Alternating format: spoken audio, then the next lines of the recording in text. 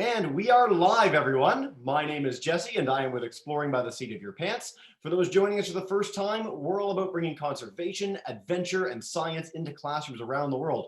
And today is particularly special for us. I know I say that all the time, but today's actually special because today is World Oceans Day, June 8th. Every single year, people from all around the world celebrate and showcase our amazing ocean planet. Again, 71% of the world is ocean. It's not land, it's not places you can walk around on, it is the sea. And so all June long, we spend highlighting amazing ocean researchers, science, exploration, and more. We wait for the summer to be done and do it all again in September as well. We love highlighting oceans here at Exploring by the Seat of Your Pants. So we've got some groups joining us from Kamloops and Kelowna, British Columbia. Welcome into all of you. It's so nice to have groups on Zoom in addition to all our people joining on YouTube. And today, for World Oceans Day, our second session of the day, we are joined by the relentlessly enthusiastic Dr. Martina Capriotti. So she's joining us in Connecticut. And what she's going to talk about today is her life and research in and on the Adriatic Sea. So this is one of the most beautiful places in the entire world. And we are so excited to share, again, what an amazing place it is. She's going to talk about the impact that contaminants, plastics, and other pollution has, and her work to help mitigate that and educate the public about why it's so important. So for further ado, thank you so much for joining us, Dr. Capriotti, and take us away. Yep. Thank you very much, Jess. Yeah, I'm gonna share my screen. Perfect.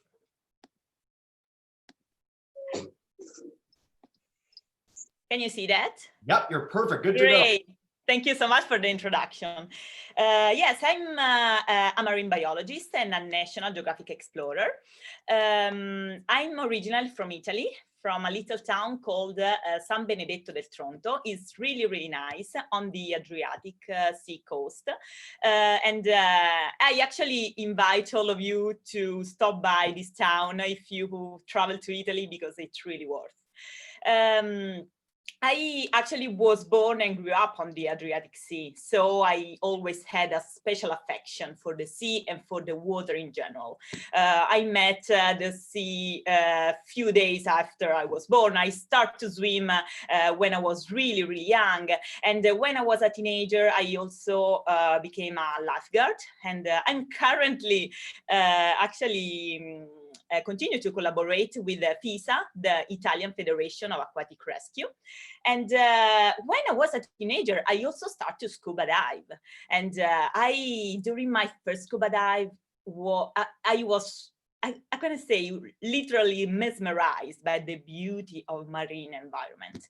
But I could also see the strong human footprint on the water. So I absolutely wanted to do something for safeguarding our planet, for safeguarding the nature, the marine nature. So later, I decided to study marine biology. This job to be a marine biologist is, I think, the best job on the planet. It's so amazing. It allows us to do field work and lab work in the meantime. I love to do field work, for example, to work in the sea, also on the water, because you are in a really close contact with nature. So, but lab work is also really, really important in all of this, because it lets you understand what's really happening in the ocean and why humans are affecting so much the marine environment. I master degree in marine biology at the Polytechnic University of Marche region. Then during my master degree, I lived for about 6 months in Norway. I worked at the Norwegian University of Science and Technology for performing my thesis and a research project for my thesis. After I degreed, I had my PhD at the University of Camerino in Italy. And during all these years of research, I focused on chemical pollution. So I wanted to understand how some toxic molecules in the sea could affect life, could be toxic life. Later, after my PhD, I was really interested in understanding the relationship between chemical pollution and microplastic pollution, because there was a phenomenon happening in the ocean where some chemical pollutants could be attached to the surface of microplastics, so microplastic could be carrier of these contaminants. So I said, oh my God, I absolutely need to study this stuff. So I wrote down a project and I applied for a National Geographic grant, and I was so lucky to got the grant and to enter in the great international community of the National Geographic Explorer. For the same project, I actually also was awarded by Sky. Sky is the main European media company that launched a few years ago a campaign called Sky Ocean Rescue for safeguarding our oceans and our planet by pollution, and in particular by plastic pollution. So I was awarded with the other two girls that support our project and help us to disseminate these important messages to the people. Now, after this project, I'm currently in Connecticut at the Department of Marine Science of University of Connecticut. I'm currently studying a special group of marine animals called suspension feeders. They are called like that because they feed filtering seawater. So they can also filter microplastics, actually. And that's why I want to understand how microplastics can affect their feeding. And it's a really cool project. But now let's come to the point. I tell you about my story and how I get there, but now let's try to understand what plastic pollution and microplastic pollution are provoking to our planet. First of all, we know that plastic pollution is invading our oceans, our bays, and our seas. And in certain area of the planet, this problem is becoming a really big issue. Basically, what's happened when a litter ends up to the ocean, based on their weight, they can almost the 15% can float on the surface of the ocean. Another 15% can travel, let's say that, on the water column, and the 70% are found on the seabed. So our sea bottoms are becoming real dumps. Currently, there are many garbage patches around the planet that some people call that plastic islands, but actually they are accumulation of garbage. And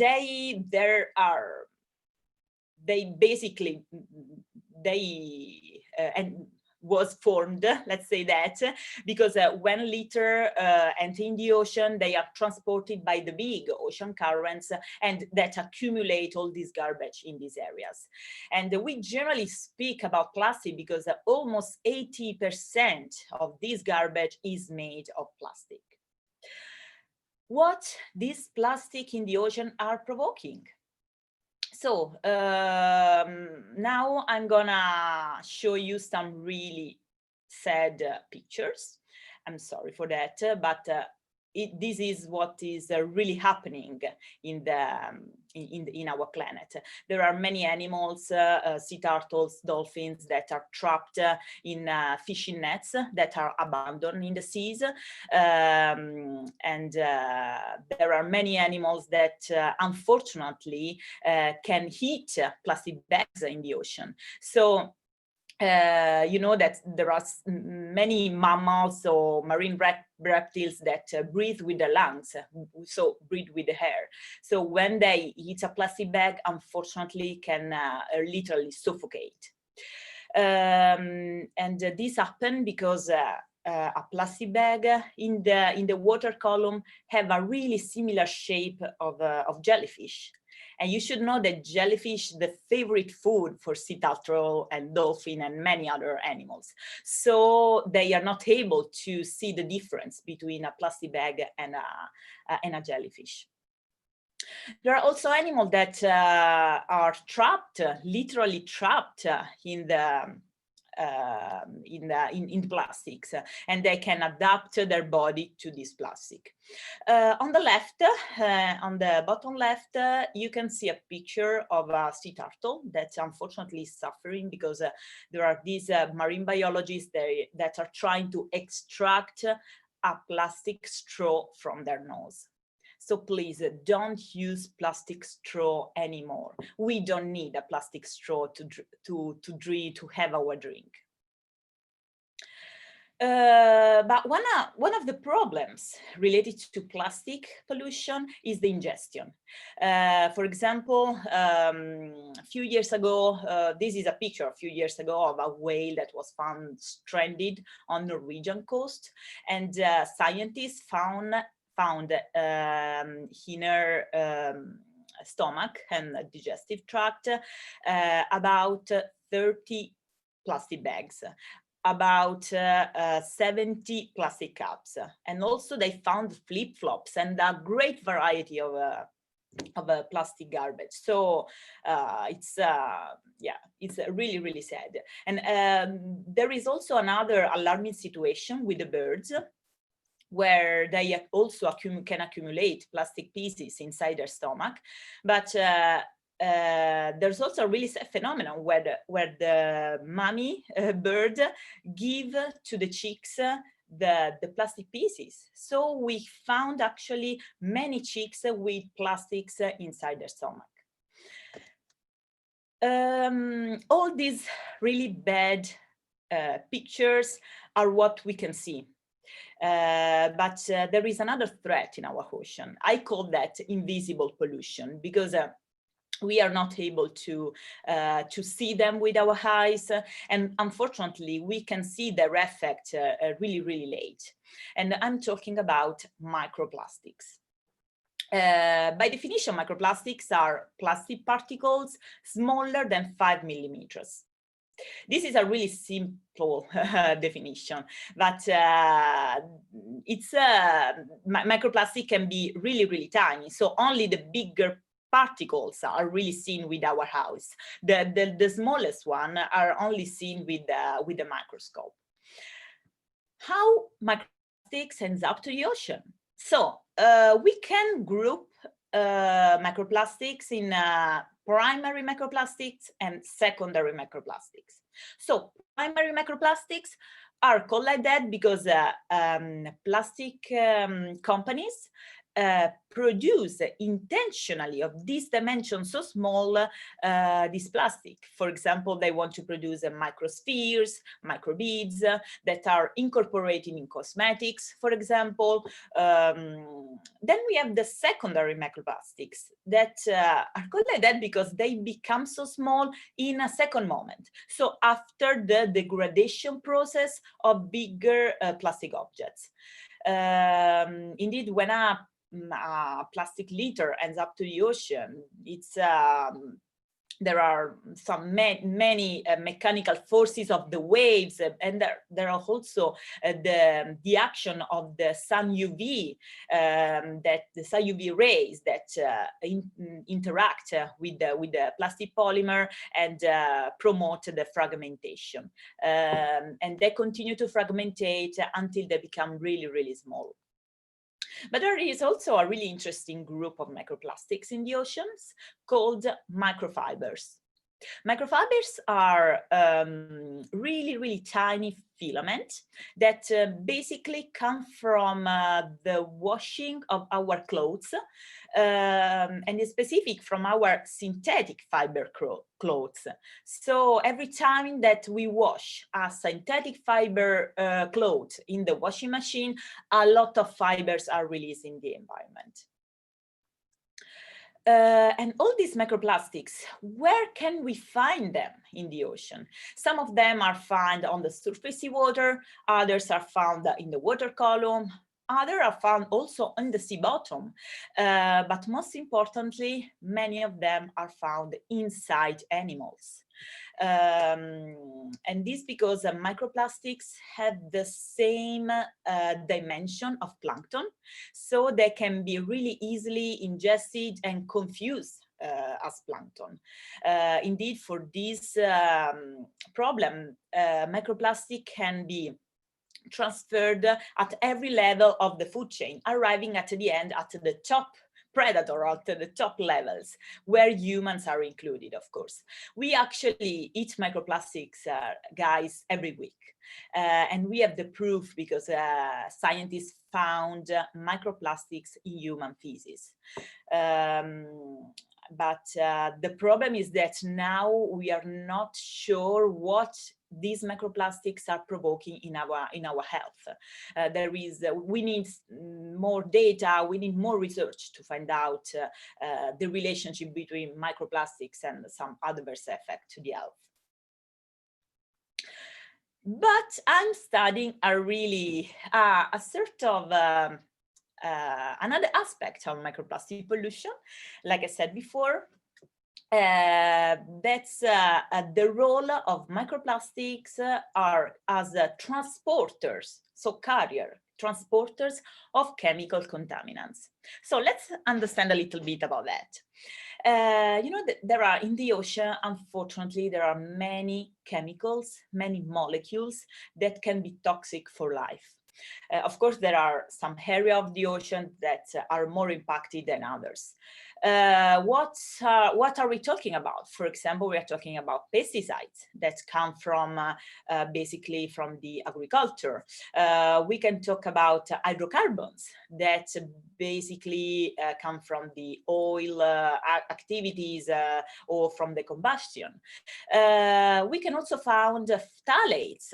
It's a really weird word, but phthalates, for example, are called plasticizers because they are additives of plastics. So what does it mean? That the plastic companies, when they produce plastics, they need to add more molecules inside this plastic material, because these molecules help to the plastic to be more malleable and the plastic to be more durable in the years.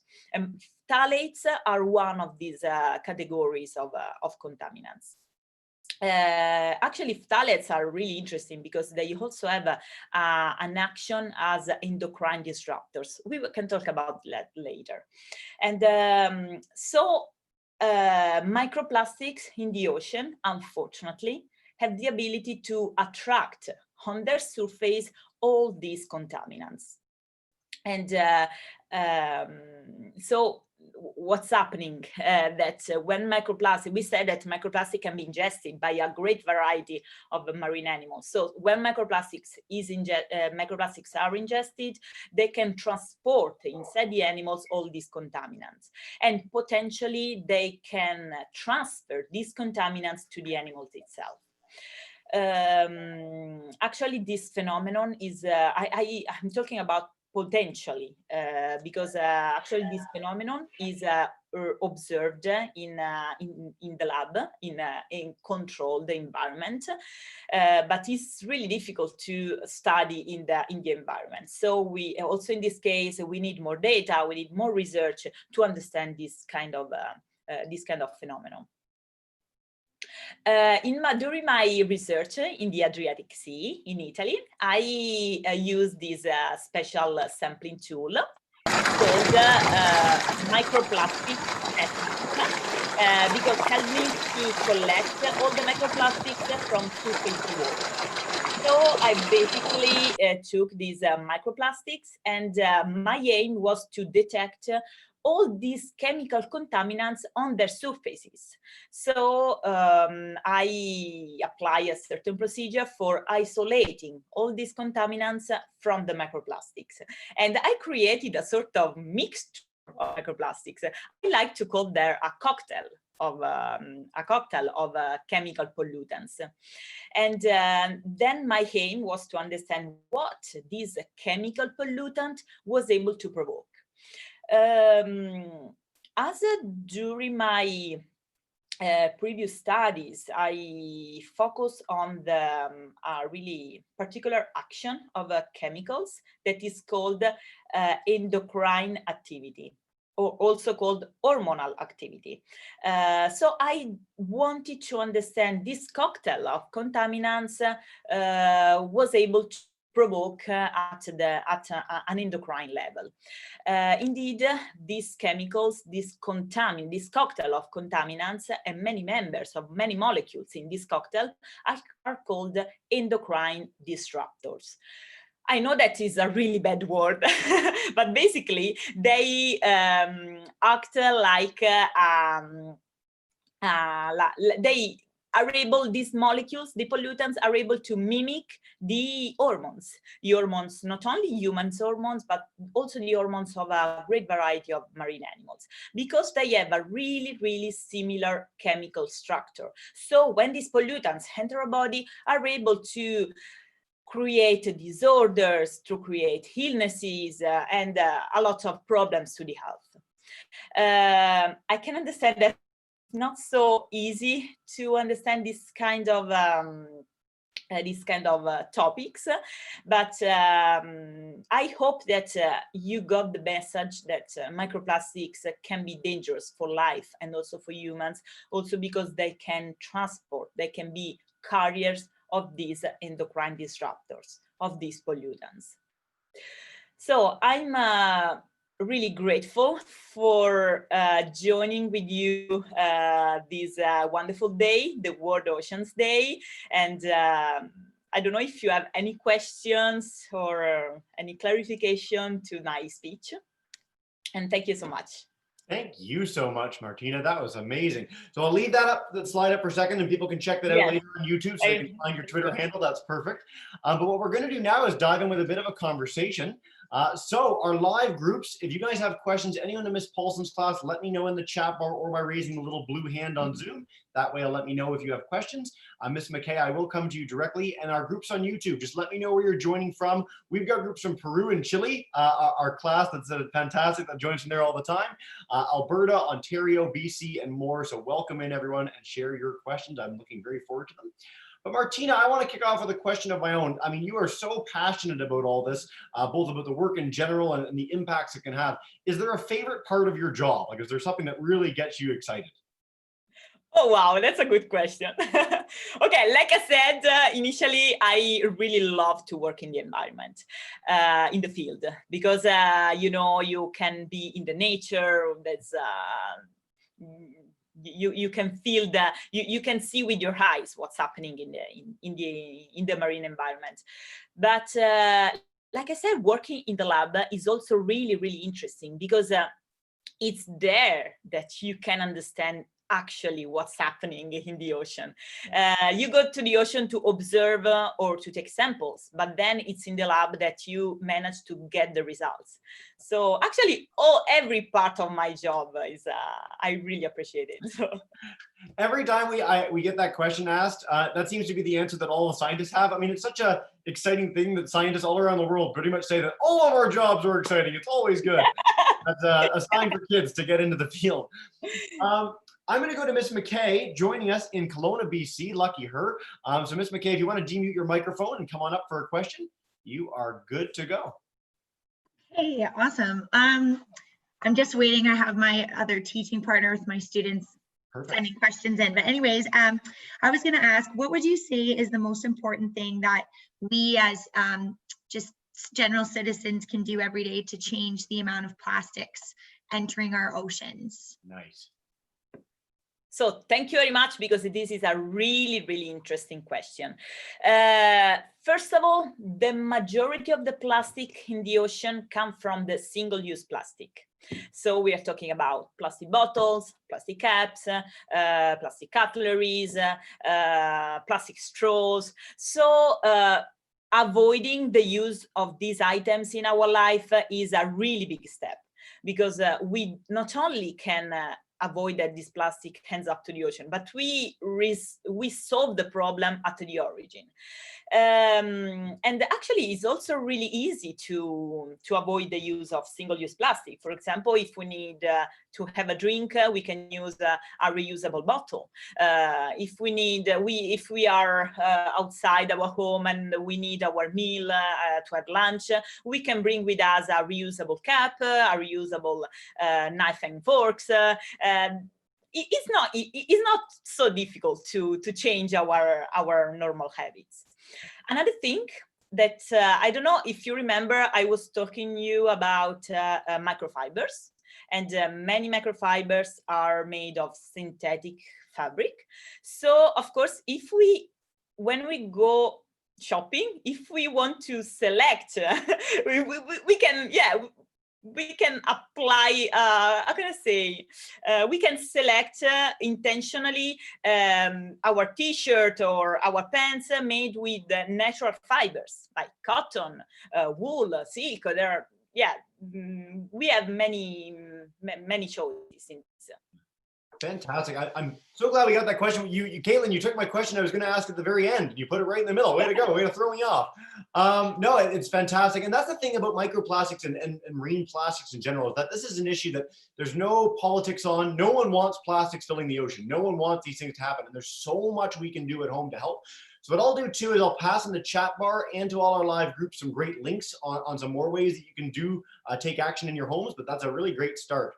I'm going to go to Joe Kerrigan in just a minute, but I want a quick follow-up on this question from Faye joining us in Toronto, Martina.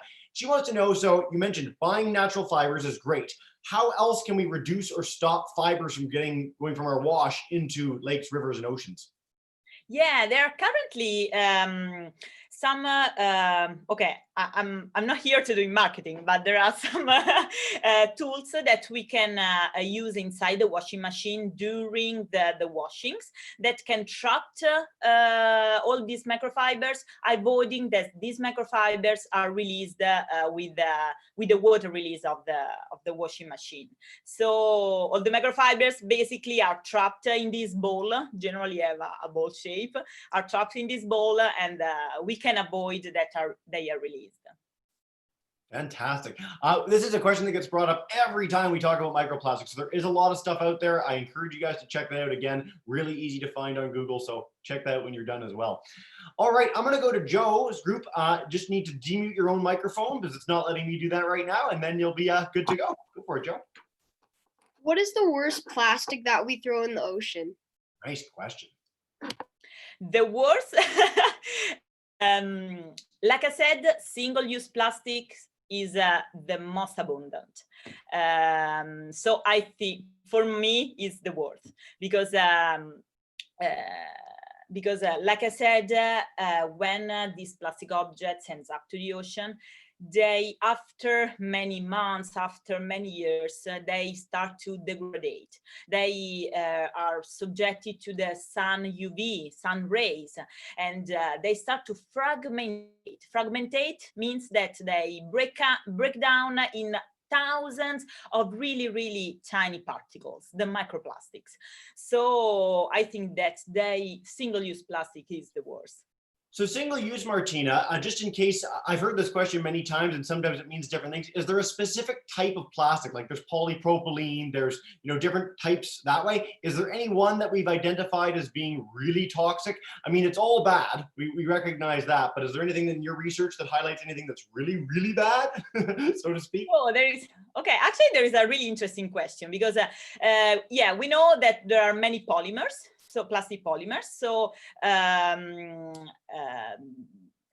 actually, all these polymers can break down to microplastics. But what is dangerous is all the chemicals and molecules that are inside the plastic polymers, and that many times are integrated inside the plastic polymers. Like I said, because plastic companies need plastic to be more malleable or also to be more durable in the year. There are many chemicals, for example, that are added to the plastic just to avoid that plastic become yellow during the years.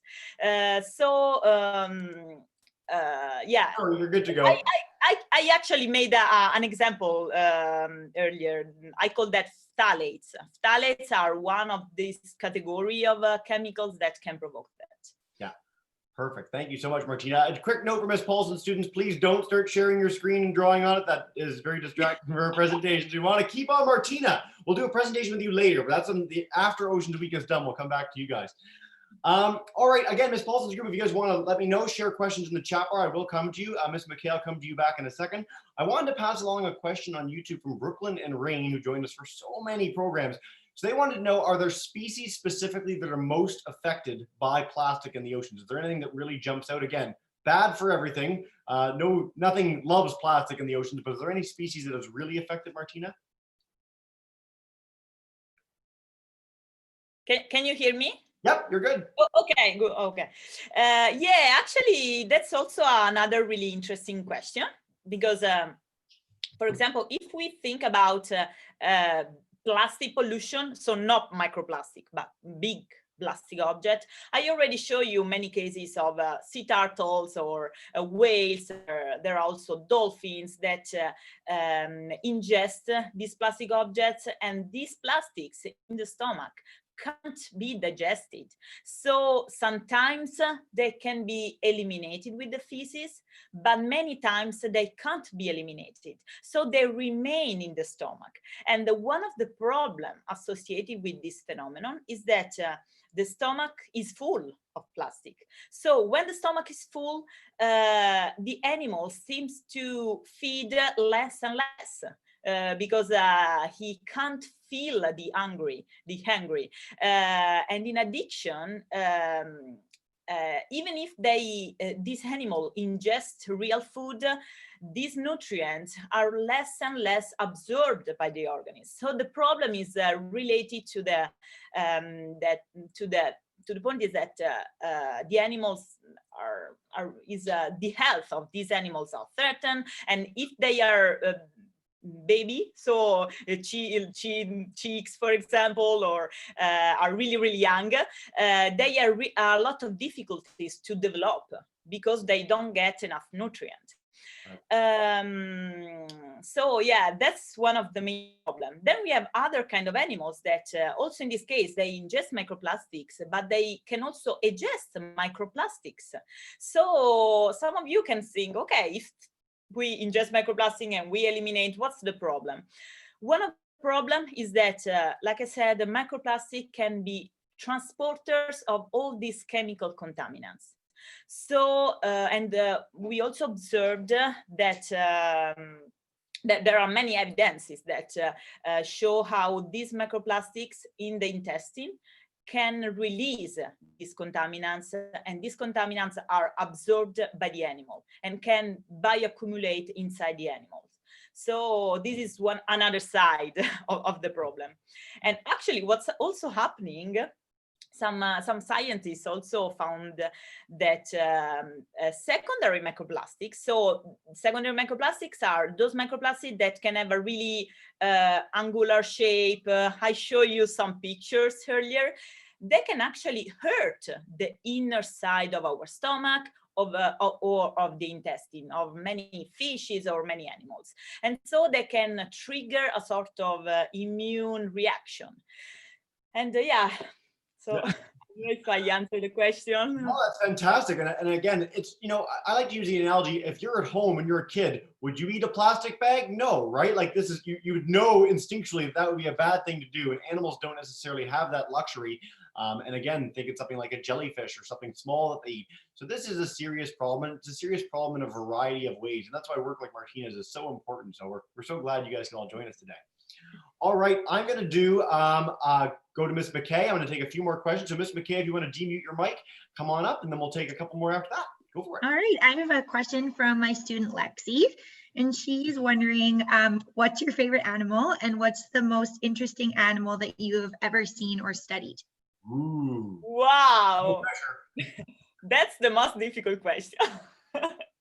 I actually love all the animals in the planet because all of them are, even even the animals that seems ugly, they are so interesting because they have a really interesting physiology. So it's a really difficult question. I don't know, I love sharks, but I actually never study sharks.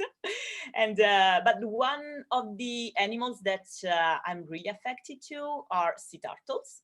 And because I also, during my PhD, I did my PhD at University of Connecticut in Italy, and we had a facility for the first head of sea turtle that were found stranded or that fishermen caught in the fishing nets. So I was really lucky, and I really enjoyed that period where we rescued sea turtles in our facilities, and then we released sea turtles once they were healthy and in good condition. So yeah. It's hard not to love sea turtles. We've done so many programs on sea turtles here, and it's like Yeah, always that's true. best. Like there's no one on earth that goes, oh, sea turtles. I mean, they're so much fun. Martina, this is great. I'm so excited. Okay, a couple more questions to wrap up. Again, amazingly, these programs are just so fast. So a question from the Pizzatelli family in Vancouver, BC. Huge shout out to all the BC people today. You guys are everywhere. Are there any ocean plastic extraction programs that we can get involved in? So is there anything that people can go and take ocean plastic out of the ocean or make sure it doesn't get in the ocean that you can think of? So actually all around the world, there are so many programs and events that organize, for example, beach cleanup. And I think that like kids, children can easily join these associations and these movements and clean up the beaches. There are also many associations that collect the plastics underwater. They are mainly scuba dives that instead of scuba diving for watching some really beautiful corals or beautiful fishes, they scuba dive for collecting plastic. Fantastic. Yeah. Actually, it's funny because we have so many British Columbia groups. I want to recommend two in particular. So the Surf Rider Foundation works all across the BC coastline and is amazing at cleaning up plastics. And the number one, which actually began in Vancouver itself, the Great Canadian Shoreline Cleanups. This is something internationally. Anyone can do this. You can either take part in a cleanup that's happening, to create your own cleanup. You collect data on all the stuff that you collected. So it's one of the biggest citizen science projects in the world, actually. So Great Canadian Shoreline Cleanup. When you're finished this broadcast, check that out and you'll learn a lot. Martina, I want to wrap up with one last question. So again, you are so enthusiastic about what you do. And so I want, for kids that are at home that might want to become a marine biologist or a marine scientist, what can they do? What would you recommend to children that want to become you when they grow up? Wow, it's another really big question. So first of all, you have to love the nature. It's not good to say you have to, but you have to, when you go around, when you go for a walk with your parents or with your friends, you have to look at the essence of the nature. You have to fall in love with a tree, with insects, with small animals, and with everything. And also nature in general, not only the land, but also the sea. So if you want to become a marine biologist, you first of all have to fall in love with the environment. Second of all, I suggest to have a sort of how can I say, aquaticity? Do you say aquaticity? I mean that you have to learn how to swim. You have to have a really great connection with water, because then when you go outside underwater also, when they collecting from a boat or a ship, for example, your body is already used to that. So that's definitely help. Yeah. Amazing. Like, this is great. Every time we talk to any speaker, it all starts with passion. So whatever you're passionate about, maybe you're not passionate about being a marine scientist, that's okay, but follow that and it'll help you get as enthusiastic as Martina is. We certainly hope you're as excited about wildlife as we are, and it's probably why you're here. One quick note for all our students. So I know we've got a grade 3 class with us today. So in 1 year, when you guys are 10 years old, you can start on the path to becoming scuba divers. And that, as Martina said, I mean, it's one of the most magical experiences in the world. 10 years old, you can start learning how to get underneath the waves and explore the whole world under there. So I encourage you to check that out. There's lots of things in all the towns where you guys are to do that. Yeah. Martina, this has been so much fun. Thank you so much for joining us today. Is there any last message you'd like to share before we wrap up? Oh, wow. Yeah, guys, thank you so much for celebrating together the World Oceans Day. And remember that our life is strictly connected to the ocean. So please take care about that. Nice. Well, Martina, what we do at the end of every broadcast is I'm going to demute everyone's microphones. And so boys and girls joining us from across BC, if you guys want to join me in saying a huge thank you to Martina for joining us today, you should all now be demuted. Go for it, guys. Thank you so much. Thank you, Martina. Thank you. Bye, guys. Thank you, Martina. So nice. Thank you, Thanks so much, guys. You guys all rock. We'll see you soon. Keep joining us for Oceans Week. We got so many fantastic programs still to come, and Martina's a great way to get it all started. So Martina, thanks again. Have a wonderful rest of your day, everyone.